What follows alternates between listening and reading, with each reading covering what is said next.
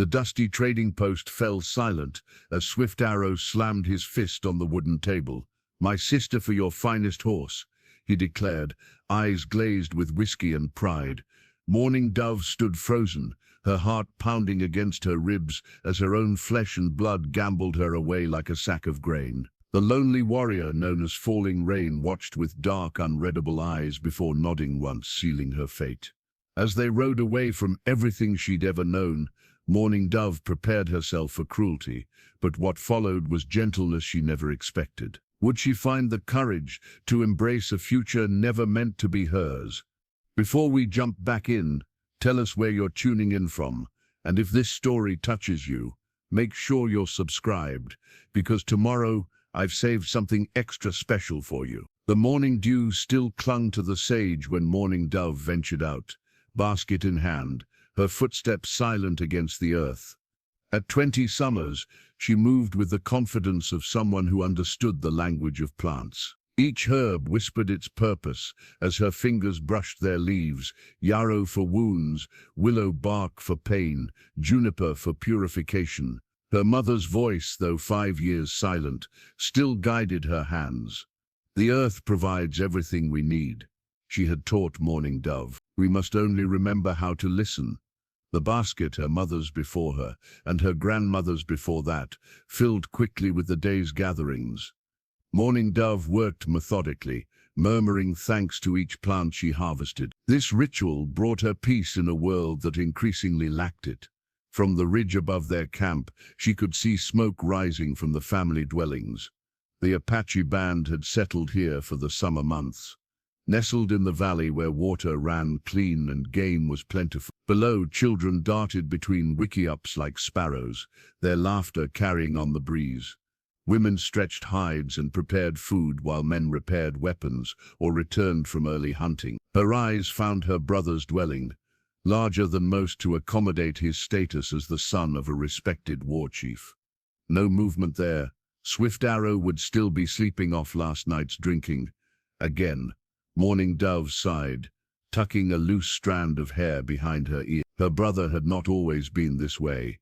As children, they had been inseparable, with Swift Arrow protecting his younger sister from harm, while she tended his scraped knees with plants.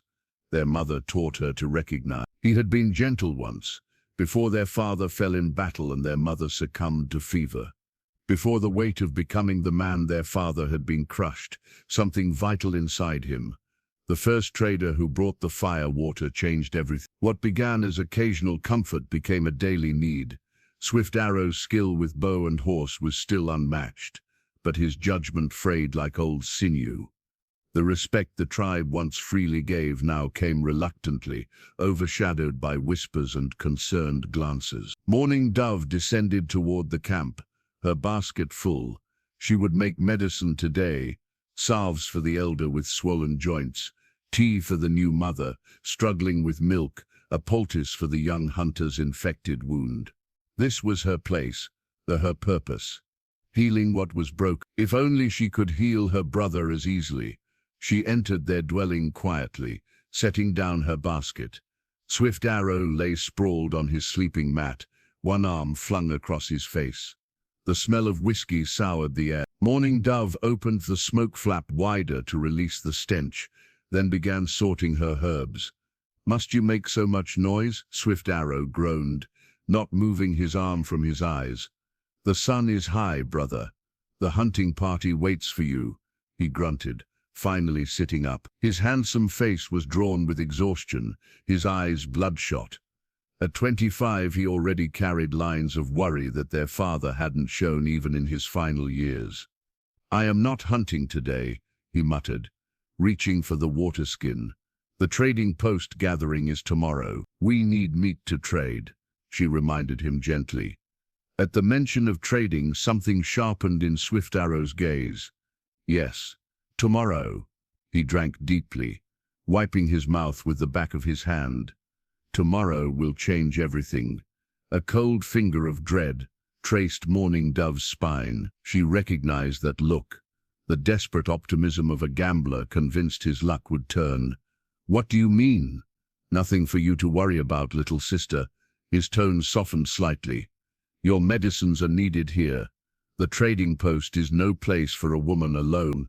I have gone with you every year, since Mother died, she reminded him, and this year will be no different, he conceded. But stay close to me. There will be many strangers. Morning Dove nodded, returning to her herb. As she worked binding plants into bundles for drying, she could not shake her unease. Swift Arrow was planning something that made him avoid meeting her eyes. The basket beneath her hands, worn smooth by generations of women's fingers, anchored her. Whatever came, she would face it with the same quiet strength that had carried her mother through hardship. The basket had weathered seasons beyond counting. Morning Dove would weather whatever storm approached. She just wished she knew what form it would take. Swift Arrow splashed cold water on his face, trying to clear the pounding in his skull. The morning light stabbed through the dwelling entrance, unwelcome and accusatory. He reached beneath his sleeping mat and withdrew a small hide pouch containing the last of his whiskey, just enough to steady his hands. As he drank, his eyes fell on the broken bow, mounted on the wall. His father's weapon, snapped in the same battle that claimed his life. 5 years gone, yet Grey Wolf's presence still filled every corner of Swift Arrow's life, like a shadow he could never outrun. A leader provides, his father's voice echoed in his memory. A leader never shows weakness. Swift Arrow scoffed. What would Grey Wolf think of his son now? The great war chief's heir, drinking before midday, avoiding the hunt, drowning in gambling debts that grew with each passing moon. He tucked the empty pouch away and stepped outside. The camp bustled with preparations for tomorrow's trading post gathering. Women packed dried meat and tanned hides. Men inspected arrows and knives for trade. Children raced about, excitement for the rare social event evident in their bright eyes. You missed the hunt again. Black Horse approached, disappointment evident in his weathered face. Once his father's closest friend, the elder had tried to guide Swift Arrow since Grey Wolf's death. I hunt better alone, Swift Arrow replied, the lie bitter on his tongue. Your father is dead, Swift Arrow cut him off. And I am not him, Black Horse sighed. No one expects you to be, but the people need leadership. They have the Council of Elders, Swift Arrow gestured dismissively. And tomorrow they will have more. I have a plan. Your plans worry me, Black Horse said quietly. Especially when whiskey shapes them. Swift Arrow stiffened. I know what I'm doing. Do you? Running Bear says you owe him 3 horses already. White Hawk claims you promised him your best knife. These debts grow, yet you bring nothing to trade. Shame burned through Swift Arrow, quickly replaced by anger. Watch tomorrow. Everything will change. Gambling is not the way. It is my way, Swift Arrow snapped. Leave me to it, Black Horse shook his head, but retreated. The old man didn't understand. One good wager could erase all debts, restore his standing. Swift Arrow had seen white men turn nothing into fortunes with the turn of a card. Why not him? He returned to his dwelling, where Morning Dove sorted her herbs. Her quiet industry only heightened his shame. Since their parents' death she had never faltered, while he, Swift Arrow, ran his fingers over the broken bow. His father had carried it for 20 summers before him. Made from lightning-struck ash, it had been renowned for its power and accuracy. Grey Wolf claimed the lightning spirit lived in the wood, guiding each arrow true. The day they brought his father's body back, the bow broken beside him, Swift Arrow had understood the message. The lightning spirit had departed, yet he kept the broken pieces, a reminder of what he could never be. His gaze drifted to the small stack of hides near the entrance. All he had to trade tomorrow. Not enough. Never enough. But he had one more possession of value. His eyes slid to Morning Dove, her head bent over her work. Beautiful, skilled Morning Dove, whose healing abilities were known even among neighboring tribes. Any warrior would value such a wife. The thought came unbidden, shocking in its clarity. He pushed it away immediately, disgusted with himself. Yet it lingered at the edges of his consciousness like a scavenger circling a dying animal. "Brother?" Morning Dove's voice broke through his thoughts. "Are you well?" Swift Arrow forced a smile. "Just thinking about tomorrow." "You seem troubled." "No trouble," he lied. "Only plans." She studied him with those knowing eyes, so like their mother's. "Whatever happens at the trading post, remember who you are." "And who is that?" he asked, bitterness seeping into his voice. "Grey Wolf's son," she said simply. "My brother. A man of honor."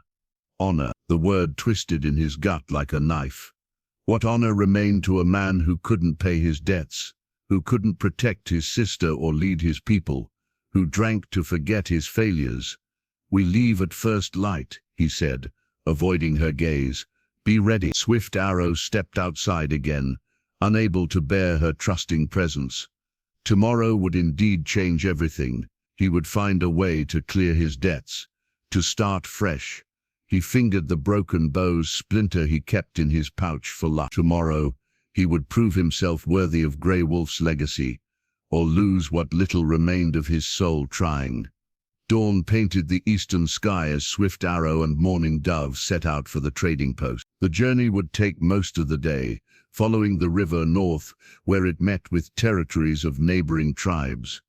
Morning Dove rode quietly, her small bundle of medicinal herbs and crafts secured behind her. Swift Arrow carried even less, a few poor quality hides and his father's ceremonial knife, which he had sworn never to trade.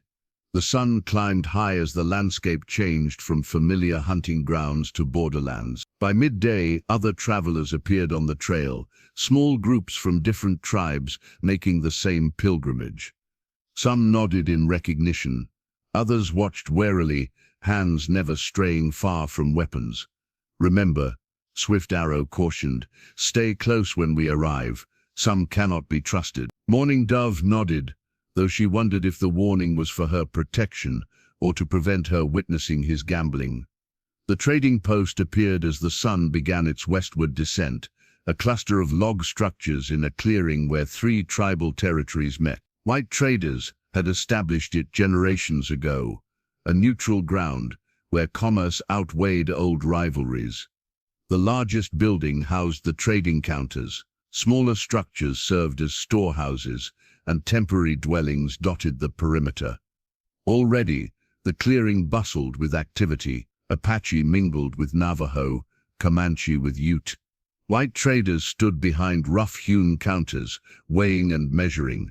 The air filled with dozens of dialects, haggling and storytelling intertwining.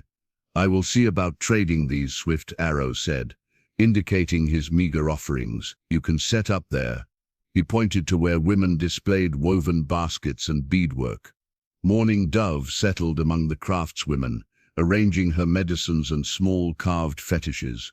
She had just completed her display when murmurs rippled through the crowd. Following the gazes, she saw the cause. A tall warrior rode into the clearing. "Alone." "Falling rain," whispered a nearby woman, awe and weariness mingling in her voice. Morning Dove had heard the name, Falling Rain of the Mescalero Apache, whose prowess in battle was legendary. Some said he could track enemies over bare stone. Others claimed arrows turned aside rather than strike him. But it was his solitude that generated the most talk. Once married with a child on the way, he had lost everything to fever. Since then he lived alone in the mountains, appearing at gatherings only to trade necessities before vanishing again. He dismounted gracefully, leading a magnificent pinto stallion. His face, handsome but stern, revealed nothing as he moved through the crowd. People parted before him, respect and superstition creating a path. Near the main building, Falling Rain paused, scanning the gathering. For a heartbeat his gaze met Morning Dove's. She couldn't look away from those eyes, dark as night water, deep with unspoken grief. Then he turned, entering the trading post. "They say he hasn't spoken more than 10 words together since his wife died," the woman beside Morning Dove remarked. 5 summers alone in the mountains would silence anyone's heart. Morning Dove watched the doorway where he disappeared. "Perhaps his heart speaks in ways we cannot hear." The woman chuckled. Pretty thoughts from a young girl. Men like that are dangerous too long without a woman's softening influence. Throughout the afternoon, Morning Dove traded her medicines for small, useful items, needles, a better knife, a length of sturdy cord. The sun lowered, and preparations for evening began. Fires dotted the clearing as cooking smells mingled with pipe smoke. She hadn't seen Swift Arrow since their arrival. With growing unease, she packed her remaining items and went searching. The traders' building now housed a different commerce. Men clustered around small circles, gambling with cards, dice, and games of chance. Morning Dove moved carefully through the crowd, the smell of whiskey and sweat heavy in the air. She found Swift Arrow at a back table, eyes bright with drink and desperate hope. Before him lay Grey Wolf's knife, the last thing he'd sworn not to wager. Across from him sat a heavy-set trader, whose fingers caressed a worn leather ledger where debts were recorded. "Brother," she said softly, "it grows late." Swift Arrow didn't look up. "Leave me, I'm winning back what I lost." The trader smirked. "Your brother's optimistic, girl. He's down 3 horses he doesn't own, and that fine knife he's about to lose." Morning Dove touched Swift Arrow's shoulder. "Please, let's go." He shrugged her hand away. "One more game. Everything will change." As she retreated, Morning Dove noticed Falling Rain watching from the shadows, his expression unreadable. Something in his steady gaze suggested he saw more than a desperate man and his worried sister. He saw what was coming. Outside, night had fallen. Morning Dove stood beneath the stars, a chill that had nothing to do with the evening air settling in her bones. In the distance, a wolf howled, a lonely sound that echoed the foreboding in her heart. The night deepened around the trading post. Games of chance grew louder as whiskey flowed more freely. Morning Dove waited by their small campfire, fingers absently touching the turquoise pendant at her throat. Her father's gift on her 10th summer. She had not seen Swift Arrow for hours. A commotion erupted from the trading building, raised voices, then a crash. Morning Dove rose, her heart quickening. More shouts followed, recognizable as her brother's voice, slurred with drink and rage. She hurried toward the building, pushing through onlookers gathering at the entrance. Inside, Swift Arrow stood swaying, face contorted with fury. Before him lay an overturned table, cards and betting tokens scattered across the dirt floor. "You cheat," Swift Arrow bellowed at the heavy-set trader, who watched with calculating eyes. "I don't need to cheat when you play so poorly," the man replied calmly. "You owe me now. Pay your debts, or face the consequences." Swift Arrow's hand went to his empty knife sheath. The ceremonial blade already lay among the trader's winnings. "I have nothing left to give," Swift Arrow said, desperation replacing anger. The trader's smile revealed tobacco-stained teeth. "Then perhaps it's time you learned a valuable lesson about gambling beyond your means." He gestured, and 2 men stepped forward, hired muscle who kept order at the trading post. Morning Dove pushed through the crowd, reaching her brother's side. "Please," she addressed the trader. "Whatever he owes, we can work to repay it. Give us time." The trader's gaze slid over her appreciatively, lingering on the turquoise pendant. "That's a pretty trinket. It might cover a small portion of his debt." Morning Dove's hand flew protectively to the pendant. Swift Arrow stared at it too, calculation battling shame in his eyes. "No," she whispered. "Father gave this to me." For a moment it seemed Swift Arrow might defend her right to keep the heirloom. Then his gaze darted around the room, desperately seeking another solution. The crowd had grown, drawn by the spectacle of a man unable to pay his gambling debts. A cautionary entertainment. From the back of the room came movement. Falling Rain stepped forward, his presence immediately commanding attention. He had not participated in the gambling, but had watched silently from the shadows. "The Apache do not crawl for white men's games," he said, his deep voice carrying effortlessly. "Let him go," the trader laughed. "Business is business, Falling Rain. Even you must respect that." "I respect honor," Falling Rain replied. There is none in taking a woman's keepsake for her brother's foolishness. A tense silence followed. The trader clearly wanted to enforce his claim, but hesitated to challenge Falling Rain direct. Swift Arrow glanced between them, humiliation and relief warring on his face. Then a desperate calculation crossed his features. "My sister," he blurted. The words hung in the air like smoke. Mourning Dove froze, certain she had misheard. "What did you say?" the trader asked, leaning forward. "Not to you," Swift Arrow said quickly, turning to Falling Rain. "To him, my sister for his horse." Gasps rippled through the crowd. Mourning Dove felt the ground tilt beneath her feet. "Brother, no," she whispered. Swift Arrow wouldn't meet her eyes. "The Pinto stallion, worth more than all my debts combined." Falling Rain's expression remained impassive, but something flickered in his eyes, surprise, perhaps disgust. "You would wager your own blood?" he asked quietly. Swift Arrow drew himself up, false bravado masking shame. "She is a skilled healer. Any man would be fortunate to claim her. And you live alone. You need someone." The room had gone deathly quiet. Even the trader seemed shocked by this turn. "Brother, please," Mourning Dove's voice broke. "Do not do this." Swift Arrow finally looked at her, desperation and whiskey making him a stranger. "It is already done." He turned back to Falling Rain and slammed his fist on a nearby table. "My sister for your finest horse," he declared. The words echoed in the silent room. Mourning Dove stood frozen, her heart pounding against her ribs as her own flesh and blood gambled her away like a sack of grain. Her fingers clutched the turquoise pendant as if it might anchor her to the life that was slipping away. Falling Rain's dark eyes moved from Swift Arrow to Mourning Dove.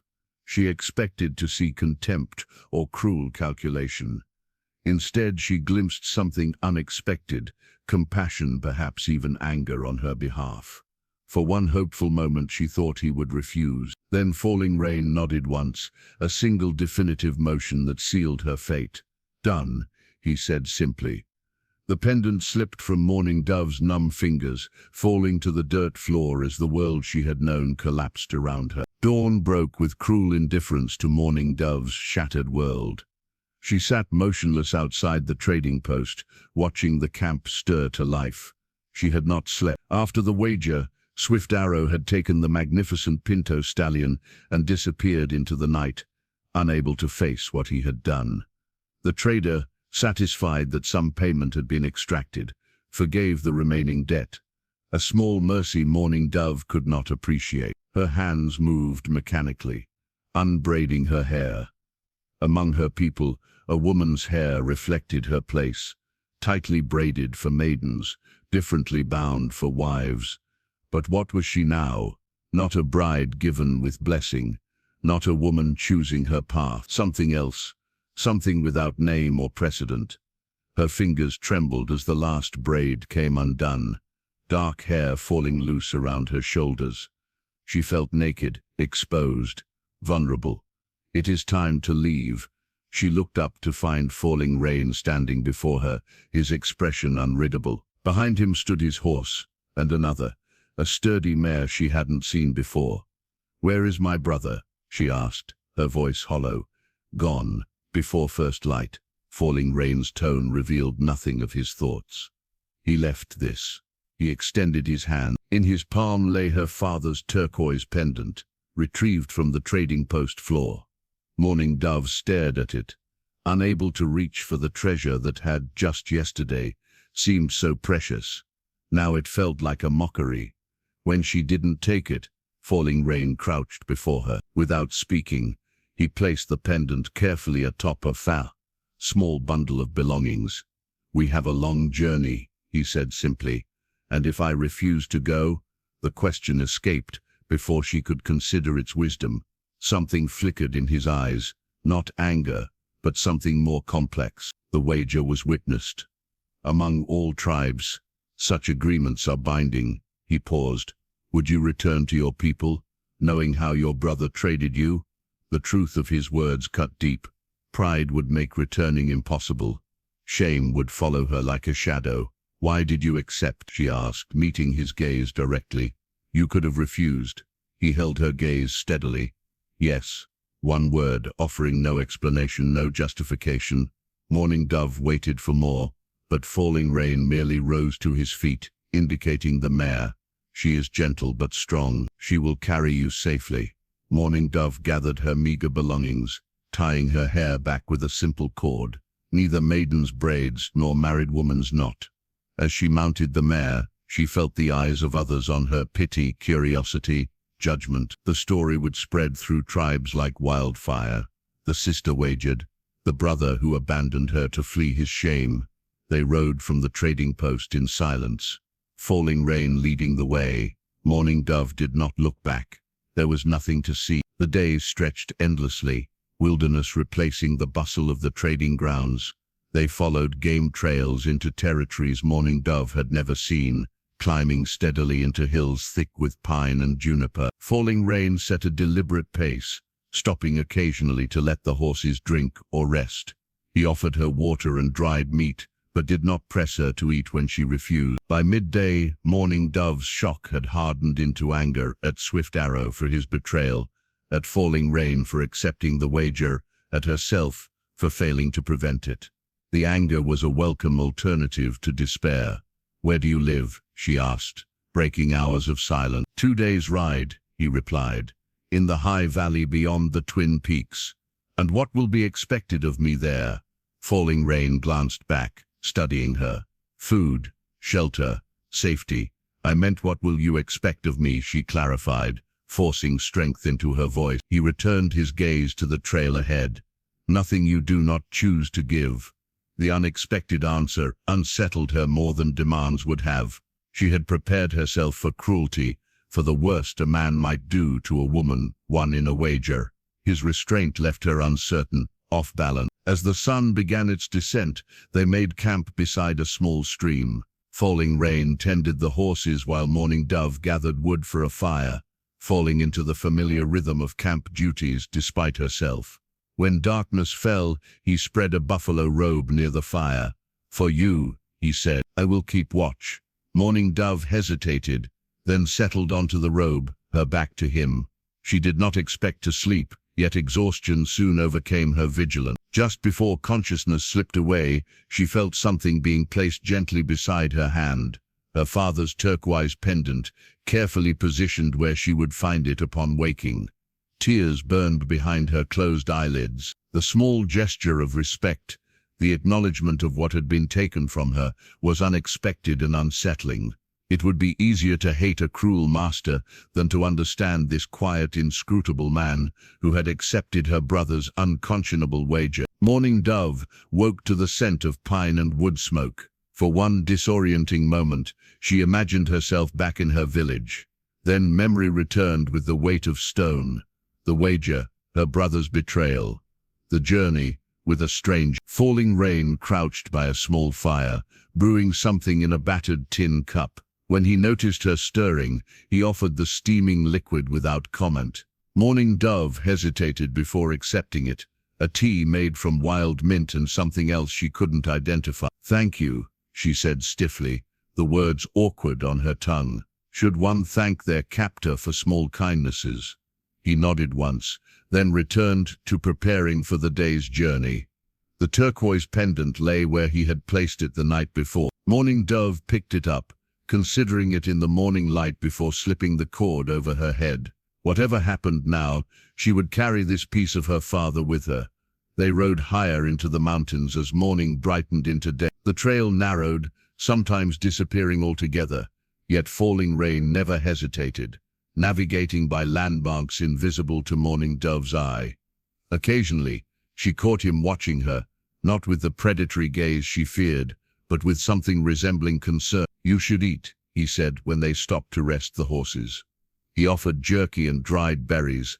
I'm not hungry. The lie was obvious, as her stomach betrayed her with a low growl. Starving yourself will not change what has happened, he observed quietly. Nothing will change what has happened, she snapped, anger flaring. My brother traded me like a horse. You accepted. Here we are. Falling Rain absorbed her anger without reaction. Yes, here we are, His calm acceptance only fueled her frustration. Why? Why did you agree to such a thing? Do you collect women like trinkets? No. The single word hung between them. Then why? Falling Rain considered her question as he gathered small stones from around their resting place. Methodically, he arranged them on a flat rock between them. We are here, he said, placing one stone in the pattern. My home is here, another stone. Between lies difficult country, more stones forming a winding path. This is the way forward. Morning Dove stared at the improvised map. You haven't answered my question. No, he agreed. With one finger, he traced the stone path. Some questions are like this journey. The answer comes with passage through difficult country. She wanted to scream with frustration at his evasiveness. Instead, she found herself studying the stone pattern, recognizing the peaks visible in the distance, understanding for the first time where they were headed. You live very far from others, she observed. Yes. Are you hiding from something? A ghost of expression passed across his face. Not hiding, remembering. He rose, ending the conversation, and began saddling the horses. Morning Dove ate the food he had offered, watching him move with efficient grace. There was nothing threatening in his manner, yet his very composure unsettled her. He was not what she had expected, neither cruel nor demanding. His restraint made him harder to hate. They resumed their journey, climbing through forests that gradually thinned as they gained elevation. By late afternoon, they reached a high meadow carpeted with wild flowers. Falling Rain reined his horse to a stop, gazing out over the vista. We will camp here tonight, he said. Tomorrow, we cross the ridge and descend to the valley. Your home, Morning Dove said. Yes. As they made camp, Morning Dove found herself slipping into the rhythms of cooperation. She gathered wood while he tended the horses. He built the fire while she collected water from a nearby spring. They worked in parallel, not quite together, but not entirely separate. When darkness fell, they sat on opposite sides of the fire. Falling Rain took out a small knife and a piece of wood, whittling with absent precision. Morning Dove watched his hands, noting their strength and the gentleness with which they shaped the wood. What are you making? She asked finally, curiosity overcoming her resolve to remain distant. A whistle, he replied. For calling deer, you hunt alone. Yes, and fish, gather, tend a garden, all alone. His hands paused briefly. Yes. Why? Falling Rain set down his work and looked at her directly across the flames. After my wife and child died, being among others became difficult. The simple admission caught Morning Dove off guard. It was the most personal thing he had shared. I'm sorry, she said automatically. It was 5 summers ago. Loss doesn't measure itself in season. Something shifted in his expression, surprise, perhaps appreciation for her understanding. No, it doesn't. They fell silent again, but the quality of the silence had changed. Morning Dove found herself studying the star patterns overhead, identifying the constellations her father had taught her to navigate by. The stars remained constant, even when everything else changed. She glanced at the stone map Falling Rain had created, still untouched where he had left it. In the firelight, the path between their current position and his home seemed shorter, less daunting. What will happen when we reach your home? She asked. You will have your own dwelling space, he replied. Your own fire, your own choice in all things, except the choice to leave. His eyes met hers, across the flames. That too when you are ready. But where would you go? The question hung in the air between them, unanswerable. Morning Dove had no response that didn't lead back to shame and rejection. She turned away, wrapping herself in the buffalo robe he had again provided for her. Behind her, she heard him resume his carving, the soft scrape of blade against wood, rhythmic and almost comforting in the wilderness night. They crested the ridge by midday, and Morning Dove caught her first glimpse of Falling Rain's valley. Nestled between protective mountain shoulders lay a hidden paradise, a small meadow bisected by a clear stream, sheltered groves of pine and aspen. And at its heart, an unexpected sight, not the traditional Apache wickiup she had anticipated, but a sturdy cabin of notched logs. You built this? She asked, unable to hide her surprise. Yes. Falling Rain guided his horse down the slope. I learned from a white trapper who once saved my life. Before he died, he taught me his ways of building. The cabin sat in dappled sunlight, beneath tall pines. Nearby stood a smaller structure, a storage shed, and a corral for horses. A garden plot, neatly tended, grew beside the stream. Everything spoke of care, of permanence, of a life deliberately crafted, not the crude isolation she had imagined. As they approached, Mourning Dove noticed something else, a third structure behind the cabin, smaller than the main dwelling, but larger than the storage shed. It stood slightly apart, its entrance facing the sunrise. Falling rain followed her gaze. "For you," he said simply. "I built it after accepting the wager." Mourning Dove stared at him. "You built me a dwelling? Before even meeting me? It was necessary. How? You could have kept me in your cabin, or in the shed." Her tone was challenging, almost accusatory. His expression remained steady. That would not have been right.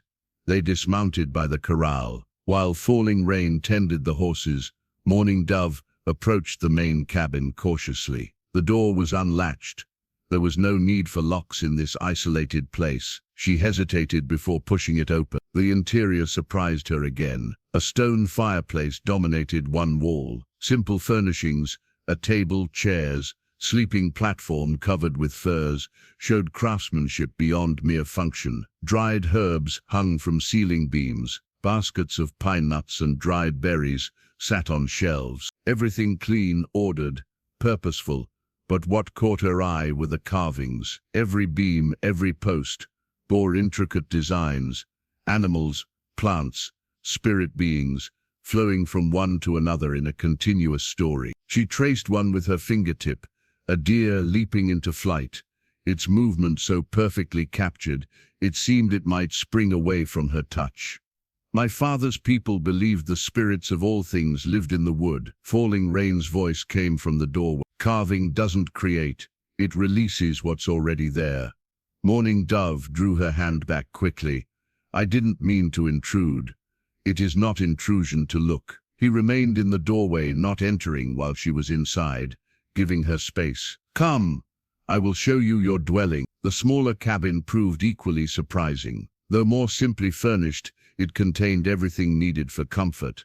A fire pit with smoke hole above, a sleeping platform with clean furs, storage space for belongings, even a small table with 2 sitting cushions. Fresh-cut pine boughs gave the space a clean, welcoming scent. "You made all this since the trading post?" she asked incredulously. "No." Falling rain looked away briefly. "I began building it in spring, but the wager was only days ago." He met her gaze. "I did not know there would be a wager. I knew only that this place was meant for someone, someday." The implication hung in the air between them. He had built this space for a woman, though he had not known who or how she would come into his life. Not a prisoner's quarters, but a home. "The stream has good water," Falling rain continued, changing the subject. "The garden has squash, beans, corn. The forest provides meat and medicine plants. You will find what you need." Mourning Dove struggled to reconcile this thoughtful provision with the man who had accepted her as payment for a horse. "Why did you agree to my brother's wager?" she asked directly, returning to the question he had evaded. Falling rain was silent for a long moment. "When I saw you at the trading post," he finally said, "you reminded me of someone." "Your wife?" "No." A shadow crossed his face. "My sister. She was traded to a cruel man in payment for my father's debt. I was too young to stop it. She died within a year." The admission struck Mourning Dove speechless. Before she could respond, Falling rain continued. "I will leave you to settle in. There is food in the baskets. The stream is good for bathing downstream beyond the large boulder." He turned to go. "Wait," Mourning Dove called. "You haven't explained. If I reminded you of your sister's fate, why accept the wager?" He paused in the doorway, his profile silhouetted against the afternoon light. "Because there are worse fates than living here," he said quietly, "and worse men than me who might have taken that wager." With that, he was gone, leaving Mourning Dove alone in the dwelling he had built for a woman he hadn't yet met.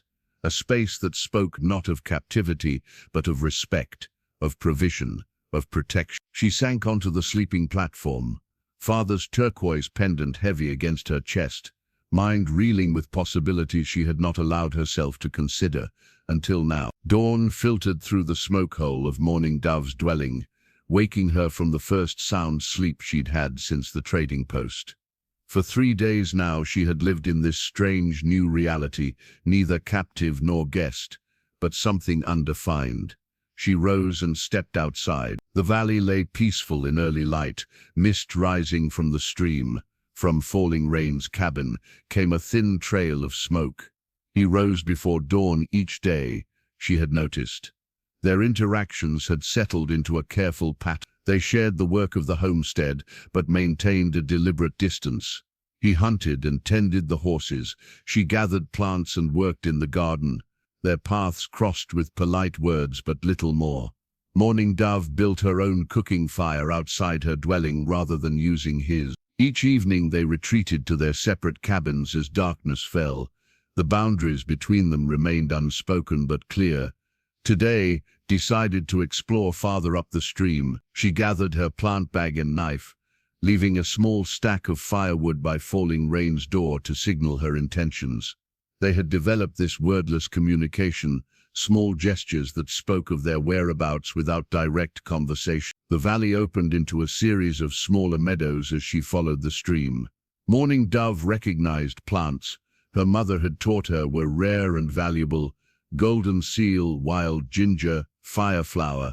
She harvested carefully, taking only what was needed, offering thanks as she had been taught. Midday found her beside a small pool where the stream widened. On impulse, she removed her moccasins and dipped her feet in the cool water. For a moment she allowed herself to forget the circumstances that had brought her here, and simply enjoyed the sun on her face, the water on her skin. A sound made her turn. Falling Rain stood at the meadow's edge, a string of fish in one hand. He nodded acknowledgement, but made no move to approach. "Good fishing?" she called, surprising herself with the casual question. Yes, he held up the string of trout, enough for both. An offering, a choice. "I found medicine plants," she replied, indicating her bag. "Good ones." He nodded again. "The valley provides well." The simple exchange felt significant somehow. Their first conversation that wasn't about necessity or boundaries. "There is a storm coming," Falling Rain added, glancing at clouds building over the western peaks. "Before sunset, I'll return soon." He turned to go, then paused. "The fish, would you share the cooking? My fire or yours?" The question hung between them. Two separate fires had symbolized their separate lives. One fire would mean something else. "I'll bring herbs to your fire," Morning Dove decided. "The fish will taste better with sumac and wild onion." Something that might have been satisfaction crossed his face before he nodded and continued back toward the cabins. When Morning Dove returned, the promised storm was still gathering strength, but the air had changed, heavy with approaching rain. She found Falling Rain preparing the fish, his movements efficient and practiced. Without comment, she began chopping the herbs she had gathered. They worked in parallel, not quite together but no longer entirely apart. When the fish was cooking over the fire, they sat on opposite sides, the flames between them. "You've lived here long?" she asked. "5 winters, alone all that time?" "Yes." He poked at the fire. "Traders come twice each year. Sometimes I meet hunting parties from the southern band, but no one else stays." "No." The simple acknowledgement of his solitude stirred something unexpected in Morning Dove. Not pity, exactly, but recognition. Isolation could be a prison or a refuge. She sensed it had been both for him. "Your sister," she ventured carefully. "What was her name?" Falling Rain went still, staring into the flames. For a moment, Morning Dove thought she had crossed an invisible boundary. "Rising Fawn," he finally said. "She was called Rising Fawn. Tell me about her." The request was gentle, an invitation rather than a demand. She was strong, stubborn. A ghost of a smile touched his lips. She sang while she worked, always singing. The rain began then, large drops hissing as they hit the fire. Without discussion, they moved beneath the overhang of his cabin's entrance, bringing the cooking fish with them. Seated side by side watching the rain, they continued their conversation. My mother sang too, Morning Dove offered. Healing songs mostly. She taught me some before she died. You still sing them? When needed. It's been some time since I felt like singing. Falling Rain nodded understanding. They ate in companionable silence as rain drummed on the cabin roof. When they finished, Morning Dove rose to return to her dwelling. The rain will continue through the night, Falling Rain observed. Take this. He offered a thick fur to protect her during the crossing between cabins. Their fingers brushed as she accepted it, the first physical contact between them. Brief, incidental, yet Morning Dove felt it like a spark against her skin. Thank you for sharing your fire. His eyes met hers, dark and unreadable in the firelight. It burns better with company. Simple words, yet they followed Morning Dove into the rainy night, warming something within her that had grown cold since the trading post. Perhaps she thought as she settled into her own dwelling, there were ways to be neither captive nor captor, but simply two people finding a path forward from circumstances. Neither had truly chosen. Outside, the two cooking fires, one now extinguished by rain, one protected by the cabin overhang, sent mingled smoke into the storm-dark sky. A week passed, then another. Morning Dove found herself settling into the rhythm of valley life. The shock of her circumstances gradually gave way to a cautious acceptance.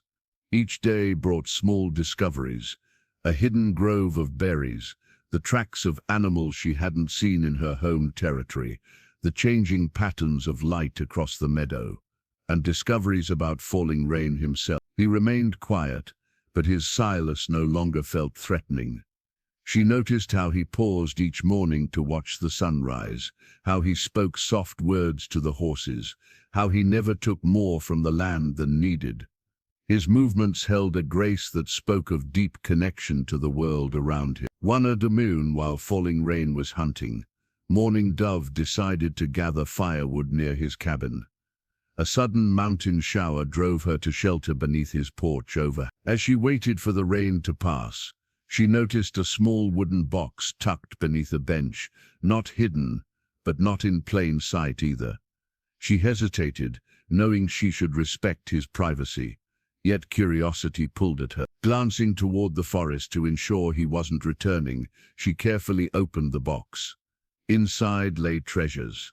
A woman's hair ornament made of shells, a tiny moccasin that would fit only an infant, a bone comb carved with horses, and a small buckskin pouch that clinked softly when she touched it. Morning Dove opened the pouch and caught her breath. Inside were dozens of small blue glass beads, trade beads of a kind women sewed onto ceremonial dresses or children's garments. These had never been used, still waiting for the hands that would arrange them into patterns. My wife was making a dress for our daughter.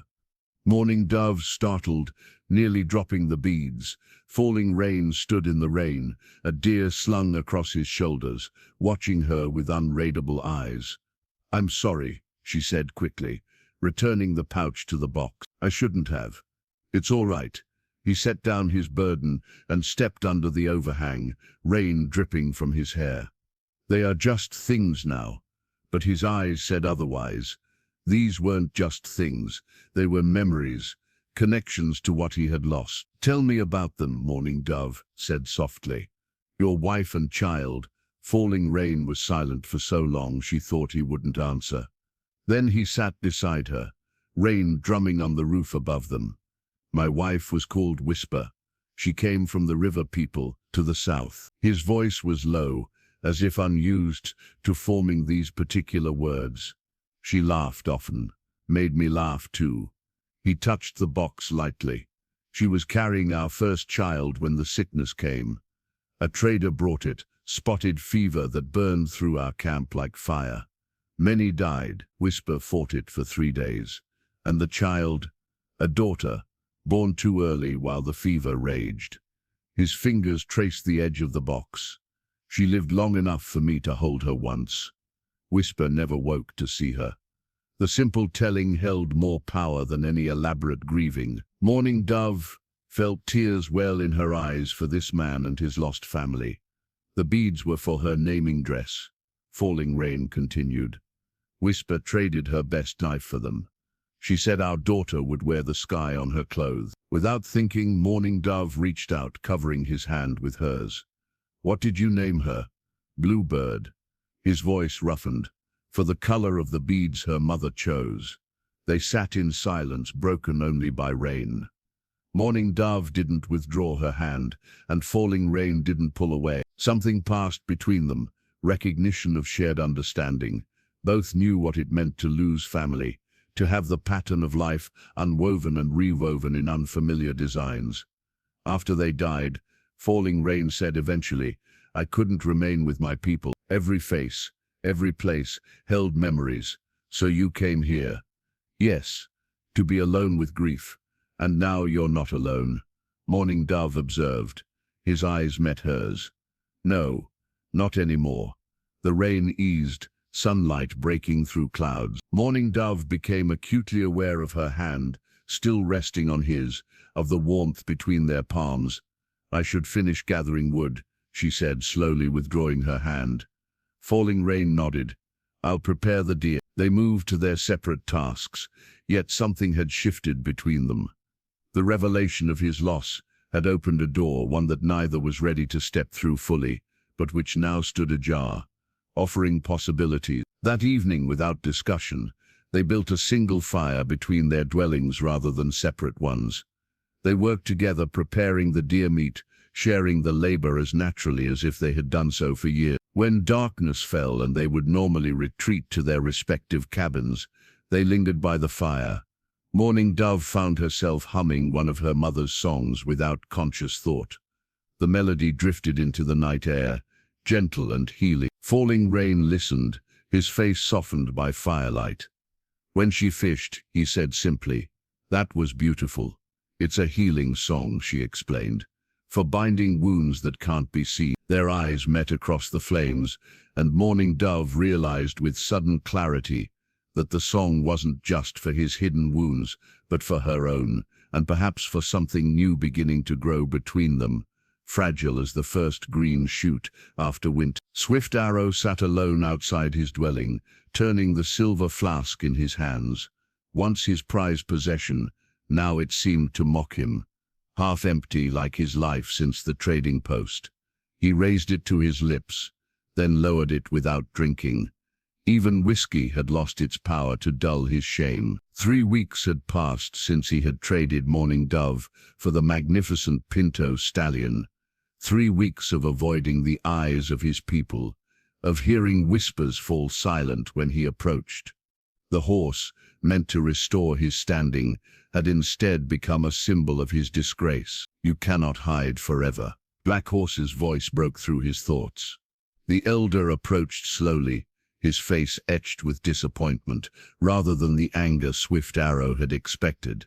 I'm not hiding, Swift Arrow muttered. No? Then why do you sit alone while the council meets? Why do you hunt only at dawn, returning when others sleep? Swift Arrow had no answer. He tucked the flask away, a gesture not lost on the elder. At least you drink less, Black Horse observed, settling beside him. That's something.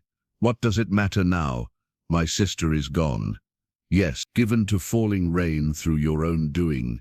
The elder's tone hardened. A man cannot undo such actions, but he can face them. Swift Arrow flinched. What would you have me do? The wager was witnessed. It is binding. Is your sister's life worth less than tribal custom? Black Horse asked. Is your pride more valuable than her freedom? The questions struck like arrows.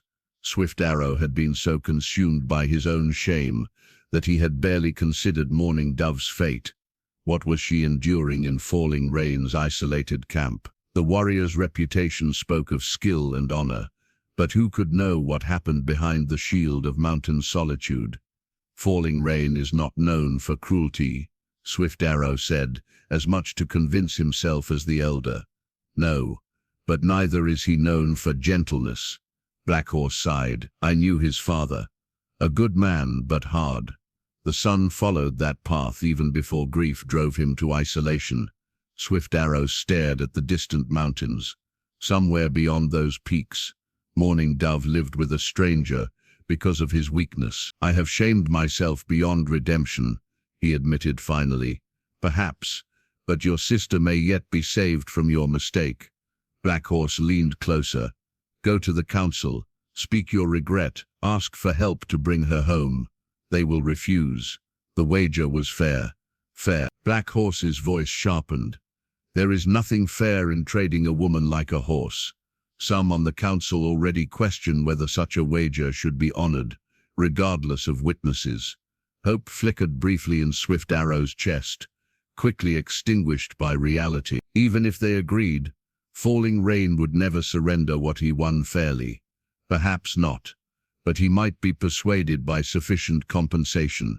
The Pinto, your father's knife returned. Additional payment.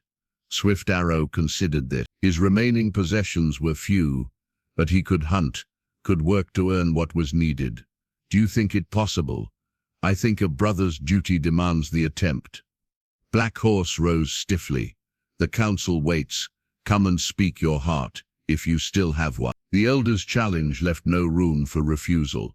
Swift Arrow followed him to the council circle, where 8 elders sat in judgment of tribal matters. Conversation ceased as he entered. Eyes that had once looked to him with respect now held caution, even contempt. Swift Arrow forced himself to stand straight before them. I have come to speak of my sister, Running Bear. Elders of the council nodded permission to continue. At the trading post I wagered Mourning Dove to the warrior Falling Rain. The words felt like stones in his mouth. It was a decision made in desperation and whiskey darkness. I was wrong. Murmurs rippled through the circle. Swift Arrow continued. I ask the council's help to bring her home. Whatever payment is required, I will provide. Bold words from a man with empty hands, observed Whitehawk, the council's most conservative voice. You have nothing left to offer. I have my life, my labor, my future. Swift Arrow knelt, head bowed. I ask only for guidance and support in approaching Falling Rain. Silence fell as the elders exchanged glances. Finally, Running Bear spoke. Your sister's fate troubles many hearts. Though the wager was witnessed, some question whether a woman should be treated as property. Tradition must be respected, countered Whitehawk. A wager made is binding. And what of a brother's duty to protect his sister? Asked Black Horse. Does tradition value that less than a gambling debt? The debate continued as sunset painted the council grounds in amber light. Swift Arrow remained kneeling, accepting their judgment whatever it might be. When the voices finally stilled, Running Bear addressed him directly. The council is divided, but this much is agreed. If Mourning Dove wishes to return, we will support efforts to bring her home. 4 warriors will accompany you to Falling Rain's territory. You will offer fair compensation. The horse returned, plus whatever else can be gathered. Hope and dread warred in Swift Arrow's chest. And if he refuses, then you must accept his decision as final. Running Bear said firmly, we will not sanction violence over this matter. The shame of the wager is yours alone. Do not compound it with blood. Swift Arrow bowed his head in acceptance. When do we leave? At dawn. Choose your companions wisely. This mission requires diplomacy, not force. As the council disbanded, Swift Arrow felt the weight of the half-empty flask against his hip. He pulled it out, staring at it in the fading light. With sudden decision, he emptied the remaining whiskey onto the ground. The journey ahead required clarity he had not possessed in too long. For Mourning Dove's sake, he would face Falling Rain with a clear mind and the truth that he had made a terrible mistake, one he would spend his life trying to make right. Whether she could ever forgive him was another matter entirely. Mourning Dove notched the arrow, drawing the bowstring back with practiced ease. Beside her, Falling Rain waited motionless, his presence steady but unobtrusive. The deer, a young buck with velvet antlers, grazed peacefully 30 paces away, unaware of their presence. "Remember to breathe," Falling Rain whispered, so softly it might have been the wind. She released on the exhale. The arrow flew true, striking the deer behind the shoulder. The animal leaped, ran a short distance, then collapsed. "A clean kill." "Well done," Falling Rain said, genuine approval warming his voice. Pride flooded through Morning Dove, not just for the successful hunt, but for the trust it represented. A month ago, he had been the stranger who accepted her in a wager. Now he was, what? Not captor, not husband, something undefined but increasingly important. They approached the fallen deer together. Morning Dove knelt beside it, offering the traditional prayer of thanks for its life given to sustain theirs. Falling Rain added his own words, his hand briefly touching her shoulder in a gesture that felt natural, comfortable. "Your first deer," he observed, as they prepared to field dress the animal. "I've hunted before," she reminded him. "Small game, not this." He handed her his knife, the good one with the bone handle, his favorite. Another small trust. As they worked together, Morning Dove reflected on how much had changed. Daily life had developed its own rhythm. They rose with the sun, sharing morning tea by the communal fire that now burned continuously between their dwellings. Days were filled with necessary work, hunting, gathering, preparing for the coming winter. Evenings brought shared meals and quiet conversation. She had learned to read his silences, to understand the subtle shifts in his expression that revealed more than words. He in turn had begun to speak more freely, his voice losing the rust of disuse. "Something caught your attention," Falling Rain remarked, noticing her thoughtful expression. "I was thinking how different things are now compared to when we arrived." He nodded, understanding her meaning without explanation. "Time changes much. Not just time," she ventured. "Choice, too." Their eyes met briefly before returning to their task. Neither acknowledged aloud what both recognized, that somewhere along the way, what had begun as captivity had transformed into something resembling choice. As they finished preparing the deer for transport, something white caught Morning Dove's eye. She reached down and picked up 2 eagle feathers, nearly identical, lying side by side in the grass. "Look," she said, offering one to Falling Rain. "Eagle feathers never fall without purpose." He accepted the gift, examining it thoughtfully. "My father would say finding 2 together is a powerful sign." "What kind of sign?" "That paths once separate now run together." He tucked the feather carefully into his hair, a place of honor. "Eagle sees far, both behind and ahead."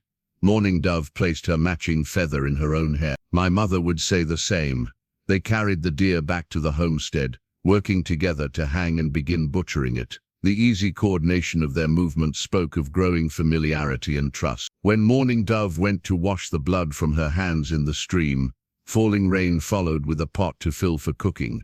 "You've changed," he observed, as they knelt side by side at the water's edge. "How so?" "You stand straighter. Your eyes meet mine. You speak what you think." He dipped the pot in the clear water. "You no longer look for escape with every sunrise." The observation startled her with its accuracy. When had she stopped planning ways to flee? When had this place begun to feel like something other than exile? "There is no shame in finding peace where you did not expect it," Falling Rain added, seeming to read her thoughts.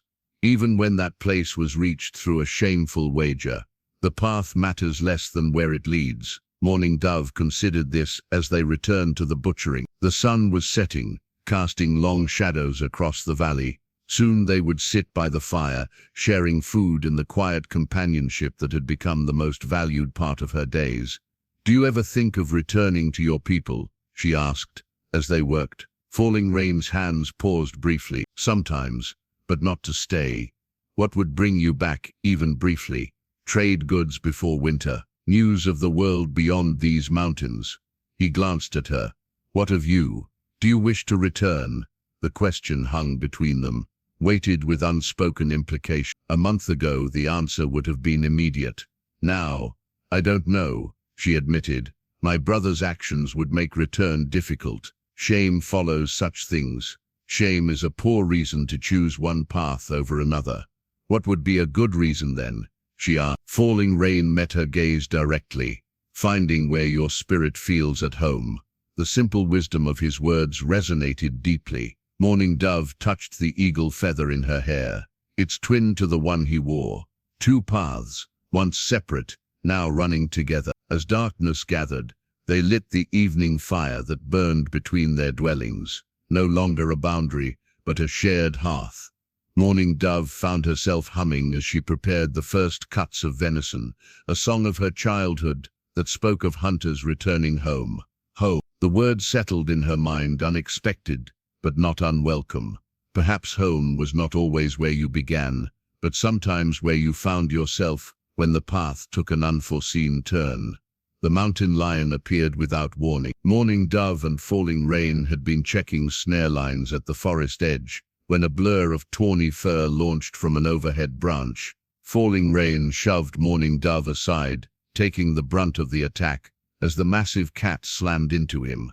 Man and beast tumbled in a violent tangle. Morning Dove scrambled for the bow they had left propped against a tree. By the time she notched an arrow, Falling Rain had managed to draw his knife, slashing at the mountain lion as its claws raked his shoulder.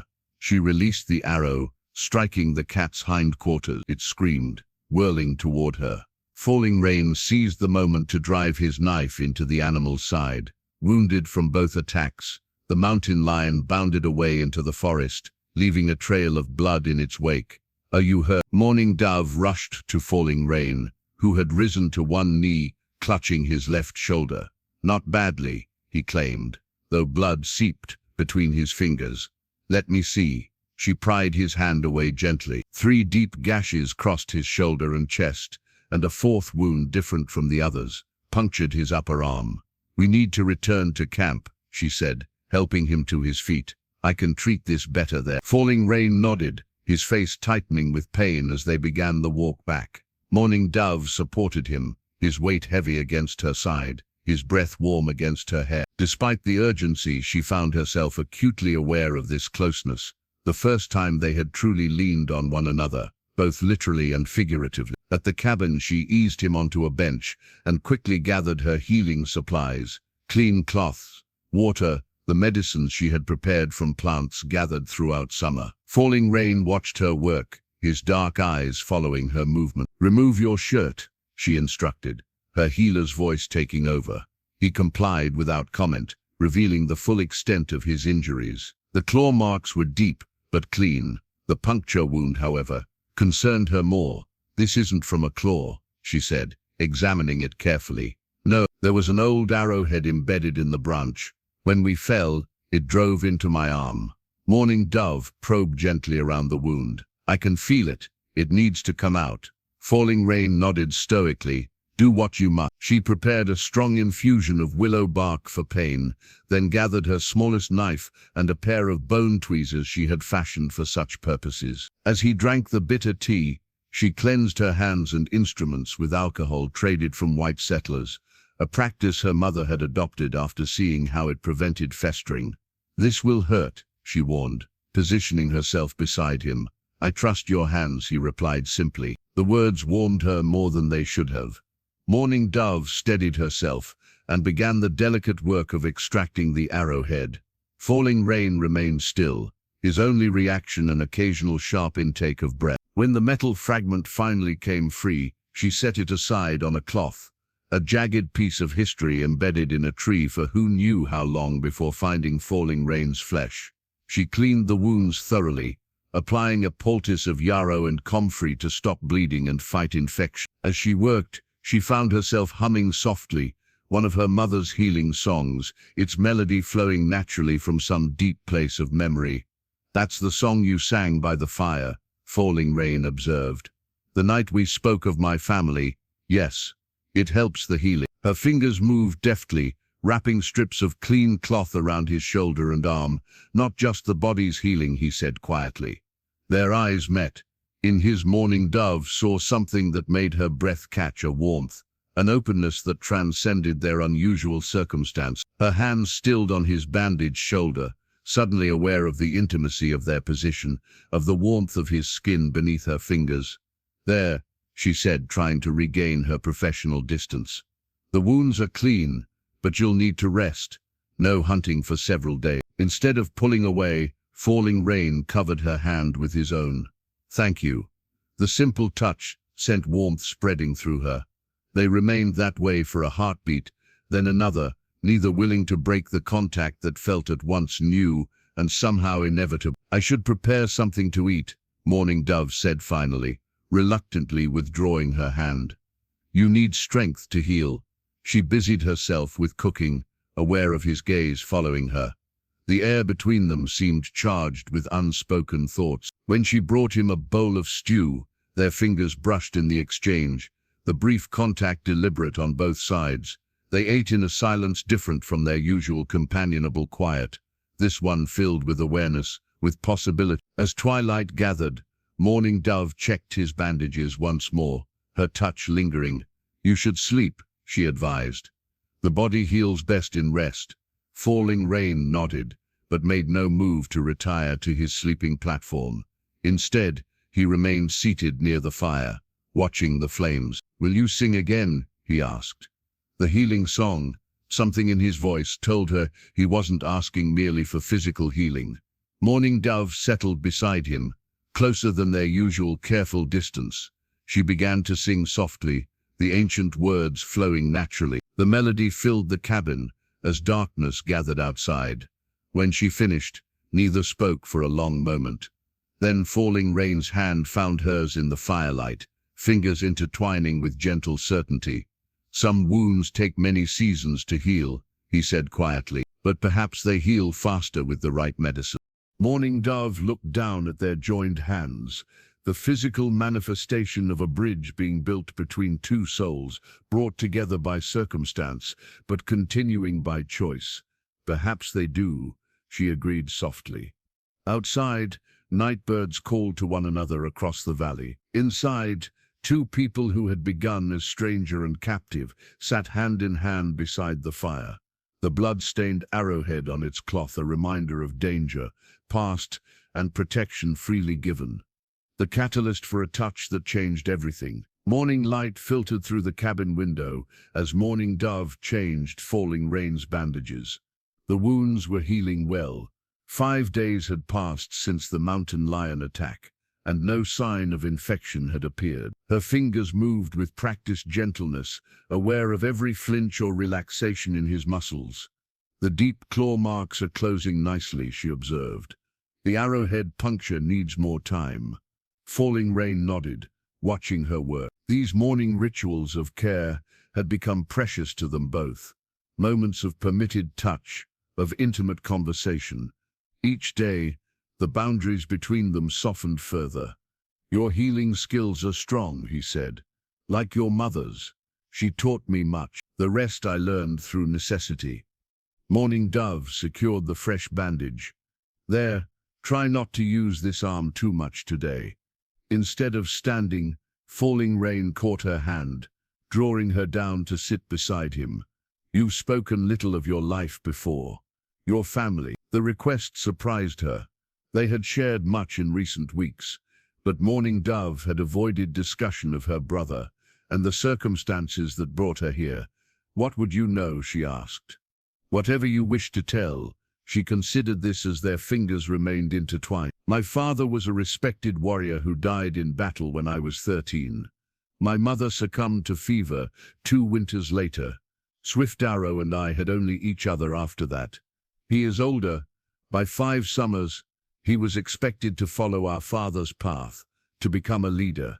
She sighed. The burden was too heavy. He found escape in whiskey and gambling. Yet you remained loyal to him. "He was my brother, my only family." Morning Dove looked down at their joined hands. "Until the trading post." Falling Rain's thumb traced gentle circles on her palm. "Do you hate him for what he did?" The question cut to the heart of something she had avoided examining. "I did, at first."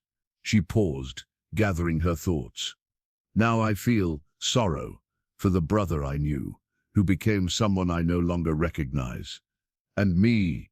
Falling Rain asked quietly. Do you hate me for accepting the wager? Morning Dove raised her eyes to his. No, not anymore.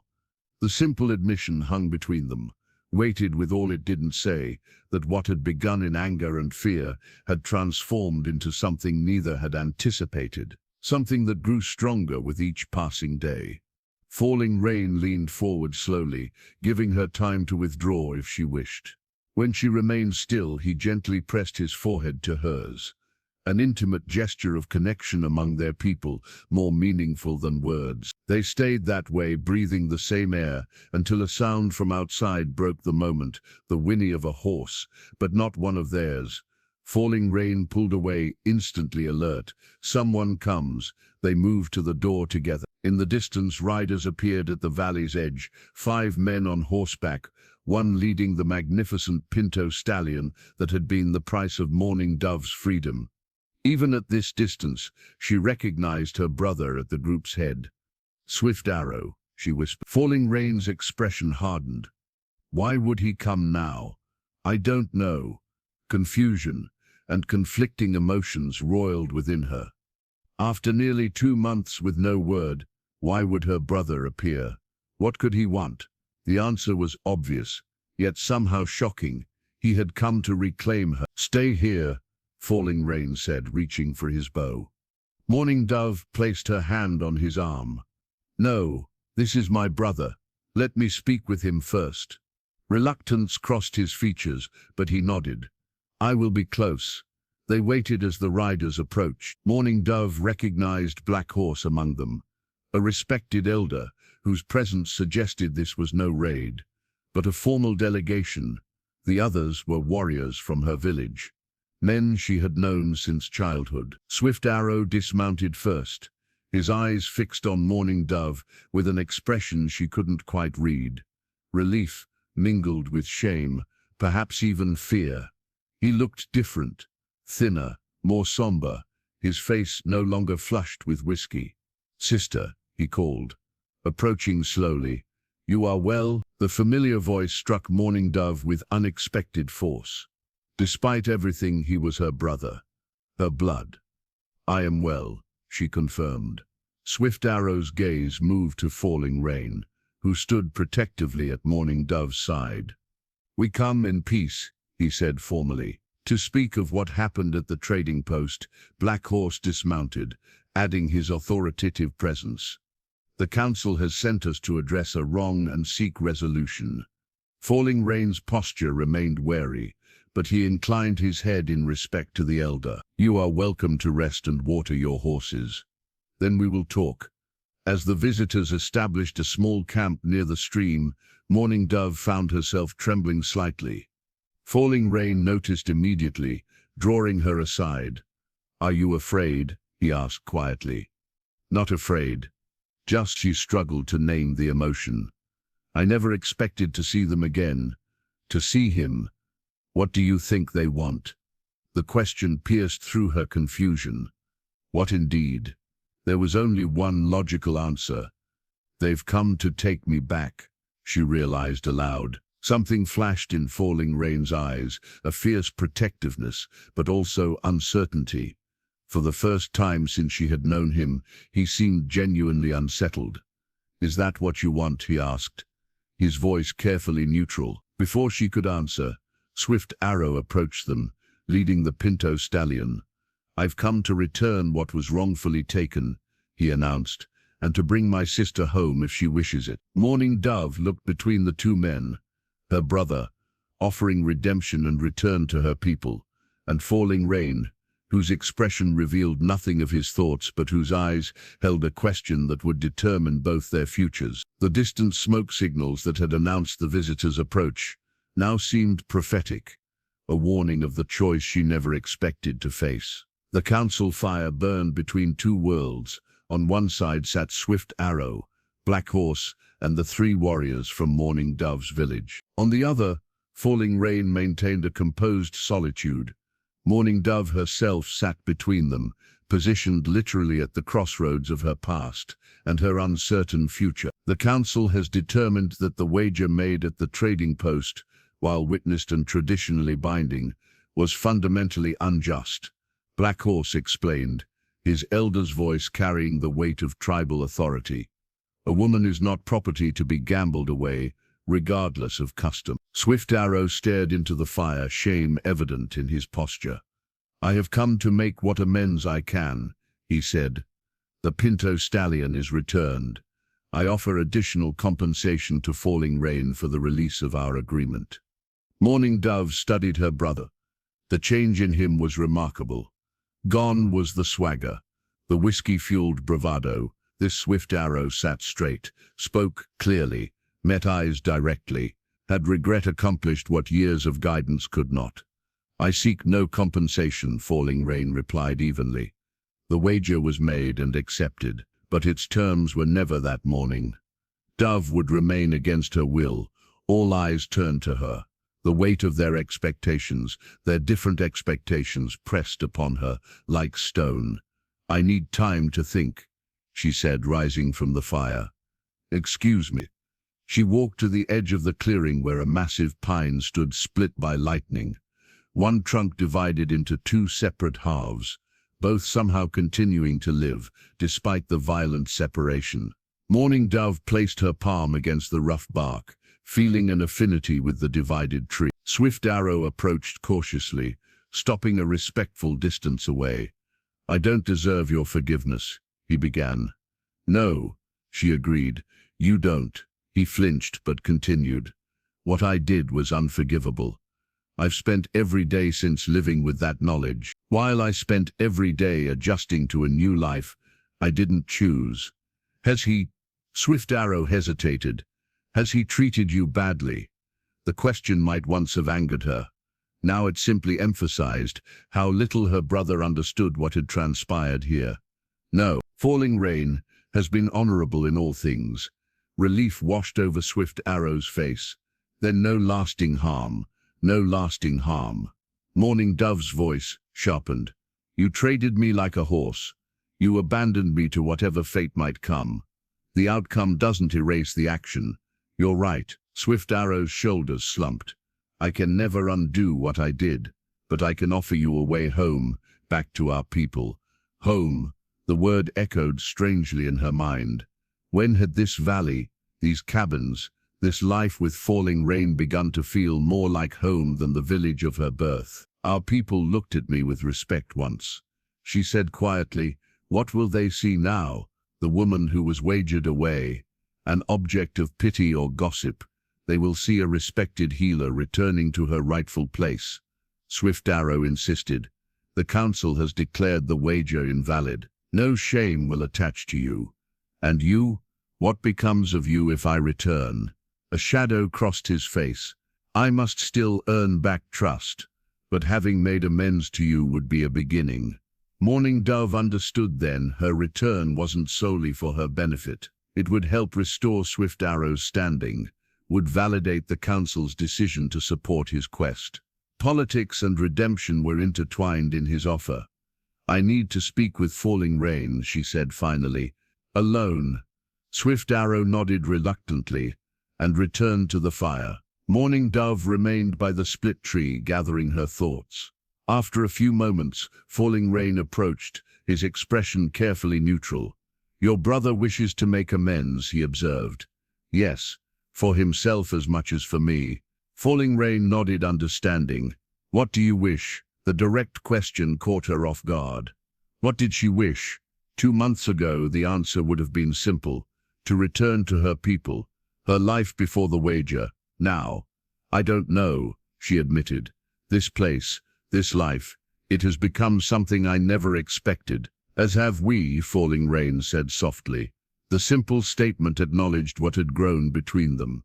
Respect, companionship, and something deeper neither had yet named. If I stay, Morning Dove ventured, what would that mean? What would I be to you? Falling Rain considered his answer carefully. Not a prize won in a wager, not a servant or captive. He took her hand gently. A partner, if you wished it. A wife in time, if your heart led that way. Or simply a companion sharing this valley. And if I go, pain flickered in his eyes, quickly masked. Then I would remember the woman who brought songs back to my fire, and I would wish you well." Morning Dove looked back toward the council fire, where her brother waited, hope and anxiety clear in his posture. Then to the cabin where she had gradually built a new life, unexpected but increasingly precious. "I need time," she said again. "Until tomorrow." Falling Rain nodded. "Whatever you decide, know this." He touched her cheek gently. "You came here through a wager, but you would stay only through choice." As twilight deepened across the valley, Morning Dove stood beside the split pine, one hand on each divided trunk, feeling the living wood beneath her fingers. Like the tree, she was torn between two viable paths. Unlike the tree, she would have to choose one. By morning, she must decide where her future lay, with the people of her birth and the brother seeking redemption, or with the man who had won her in a wager but offered her freedom in the end. Dawn found Morning Dove by the stream, watching the first light touch the eastern peaks. She had slept little, her mind circling the choice before her. Return to her people with Swift Arrow, or remain in this valley with Falling Rain. Both paths held promise and pain. She had nearly reached her decision when raised voices drew her back to camp. Swift Arrow stood confronting Falling Rain, their postures tense. Influenced her mind, Swift Arrow was saying as Morning Dove approached. 2 months in isolation with only you. How can her choice be free? Your sister has always had freedom here, Falling Rain replied evenly. Unlike at the trading post, Swift Arrow flushed. I've admitted my wrong. I've come to make amends by questioning her ability to decide her own fate. Falling Rain's calm voice carried an edge. You speak of her freedom while denying her wisdom. Black Horse stepped between them, carrying an old shield decorated with symbols of the warrior society. Enough. This solves nothing. Morning Dove joined them, concern tightening her chest. What happens here? Swift Arrow turned to her. I told them of your decision to return with us. My decision? Morning Dove stared at him. I've made no such choice, but surely you wish to come home, to your people, your place. Confusion clouded Swift Arrow's face. This man took you through an unjust wager.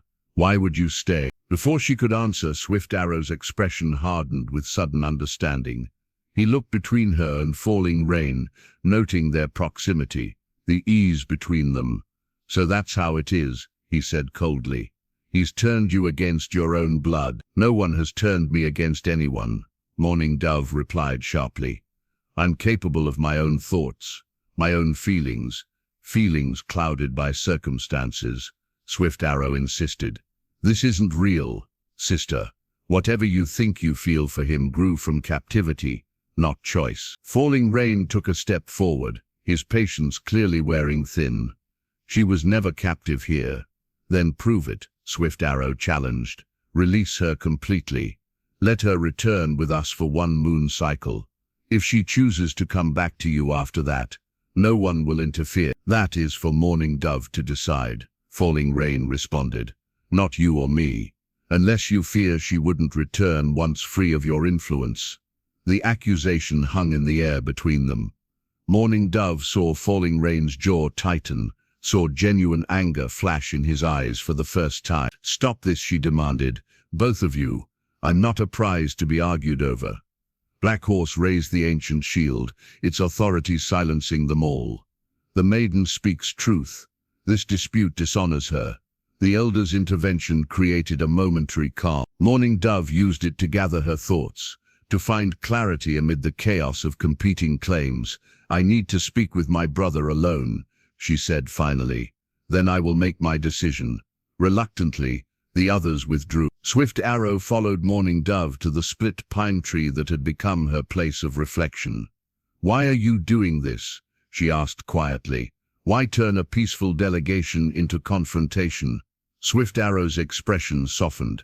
Because I fear losing you again. Because I see how you look at him, and that troubles you so much.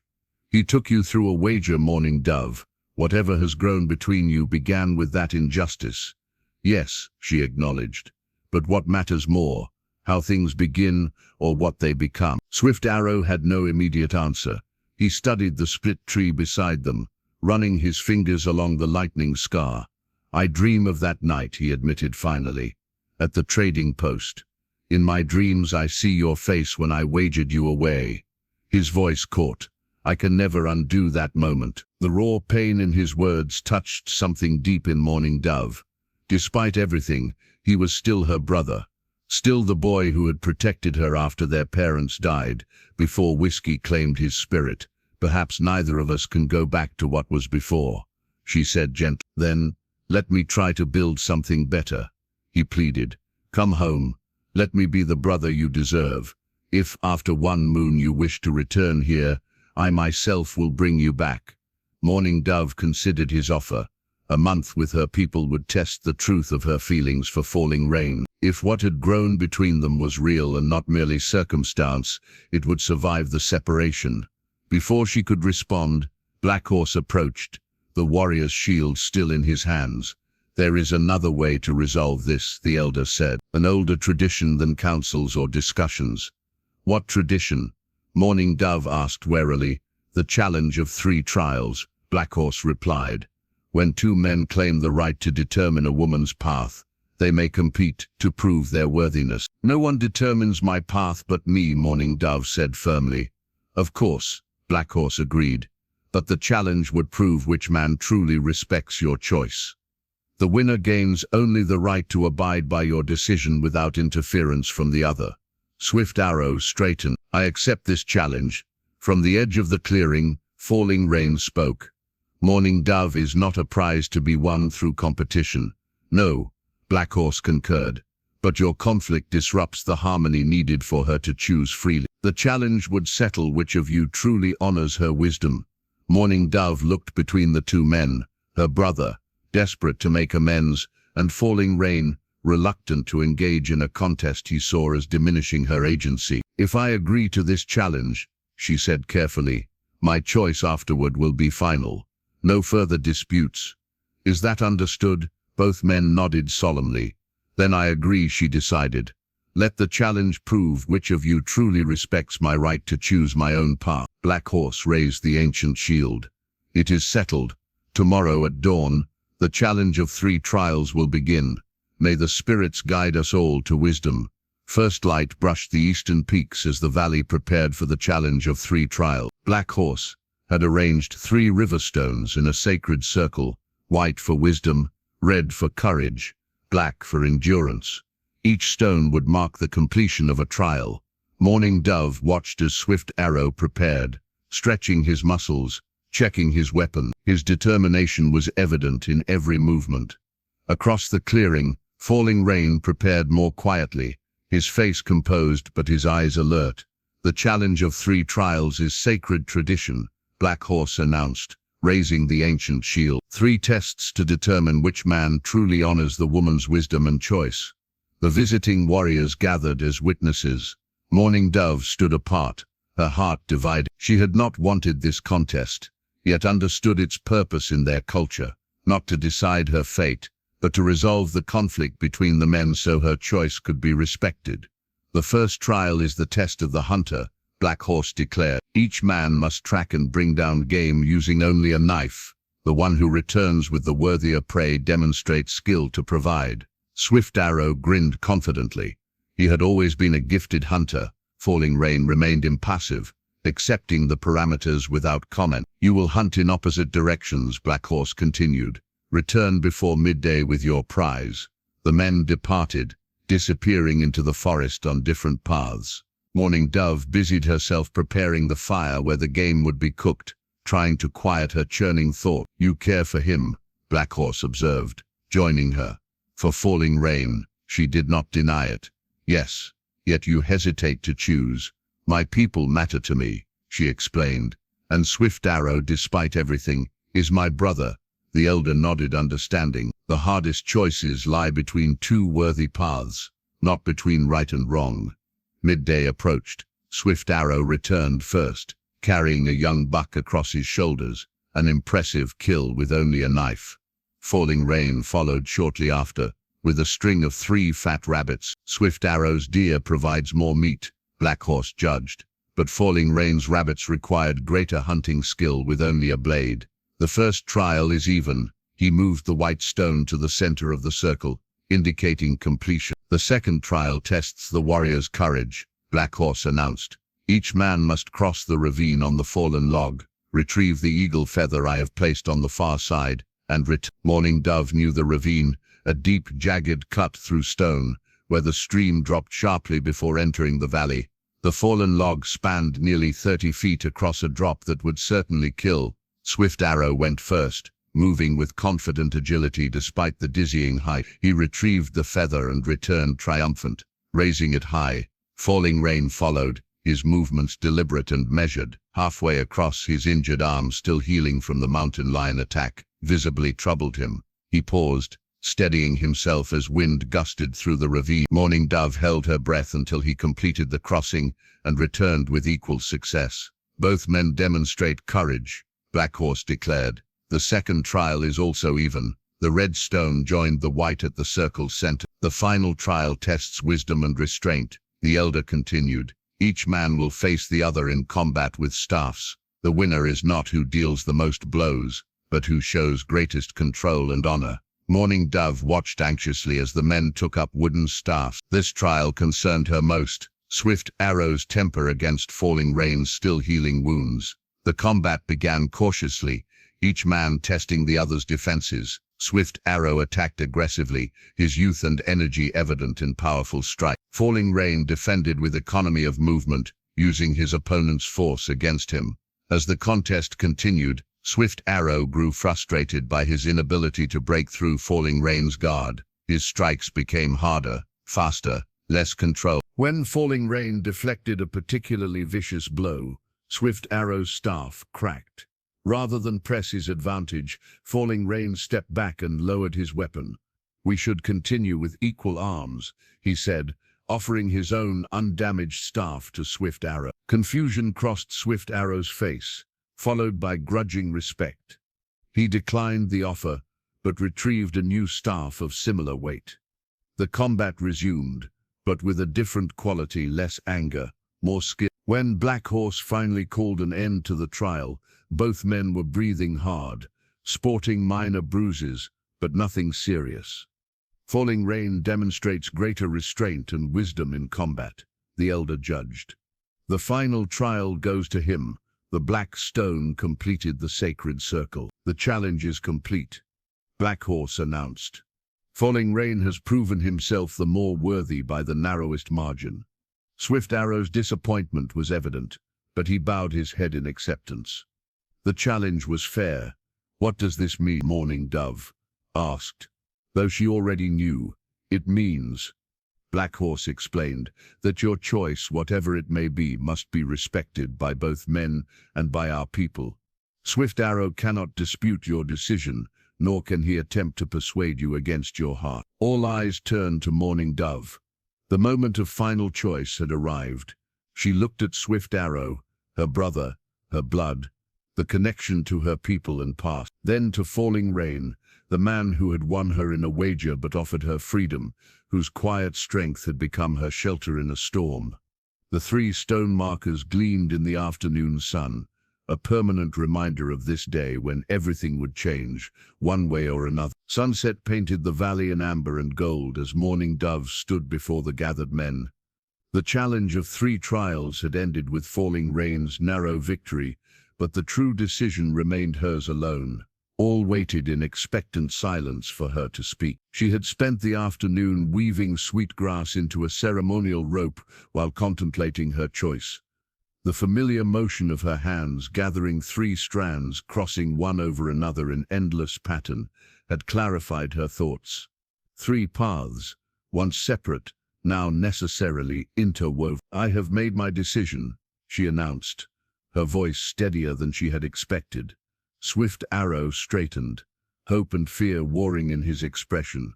Falling Rain remained composed, though Morning Dove had learned to read the subtle tension around his eyes. "First, I speak to my brother." She turned to Swift Arrow. "What happened at the trading post can never be undone. That choice to wager me away will always stand between us. Pain flashed across his face, but he nodded acceptance. Yet I see the change in you, she continued. The brother I knew before whiskey claimed your spirit has returned. This journey to find me, to make amends, it shows courage I thought lost. She turned to Falling Rain. And you accepted a wager that should never have been offered. Yet from that beginning, you showed me respect when you could have demanded obedience. You built me a home before even knowing me. You gave me freedom when you could have claimed ownership. Mourning Dove took a deep breath, fingers tightening around the braided sweetgrass. My choice is this. I will remain here, with Falling Rain. Swift Arrow's shoulders slumped, though the decision clearly didn't surprise him. The warriors from their village exchanged glances but remained silent, bound by the challenge's outcome to respect her choice. But Mourning Dove continued, not as a woman won in a wager. Instead, I ask that we observe the proper customs of our people. She turned to Black Horse.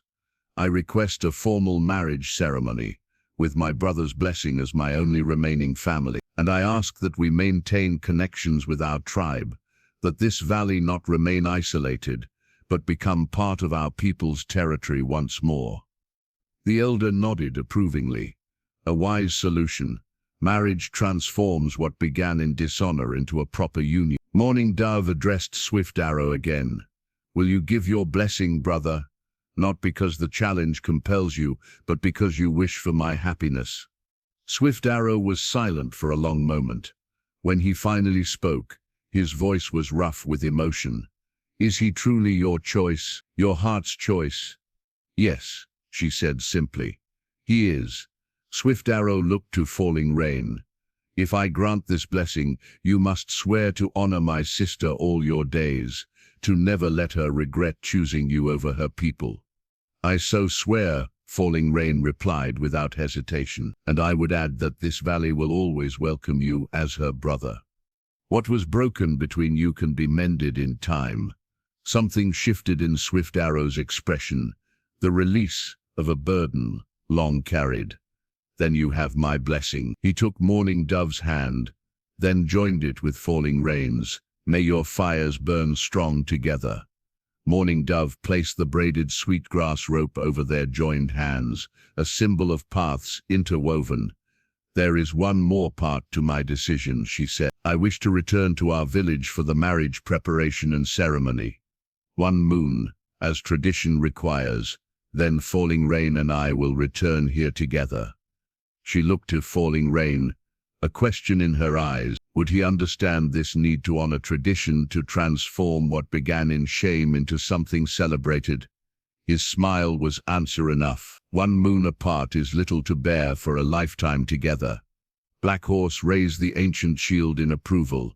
It shall be as Mourning Dove has chosen. In 1 moon, when the ceremonies are complete, we will return to witness their union. As preparations began for the journey back to the village, Mourning Dove found a quiet moment with Falling Rain beside their communal fire. Are you certain, he asked softly, about returning to your people, even briefly? Yes, she replied. What happened at the trading post will always be part of our story, but it need not define our future. She touched the eagle feather she still wore in her hair, twin to his own. Some paths, once joined, cannot truly separate. Falling Rain took her hands, his thumbs tracing gentle circles on her palms. Then I will wait for your return as the winter waits for spring, with certainty that it will come. As twilight deepened across the valley, Mourning Dove looked toward the future unfolding before her. Not the life she had once expected, but one she now chose with full heart and clear mind. The braided sweetgrass rope around their joined hands symbolized the truth she had discovered in this unexpected journey. Sometimes the most beautiful patterns emerge when separate strands are woven together by choice, rather than chance. Swift Arrow approached, awkward but determined. The horses are ready for tomorrow's journey. Thank you, brother, Mourning Dove said warmly. Without hesitation, she drew him into the circle of their firelight, completing the connection the sweetgrass rope represented, past, present, and future braided into one unbroken whole.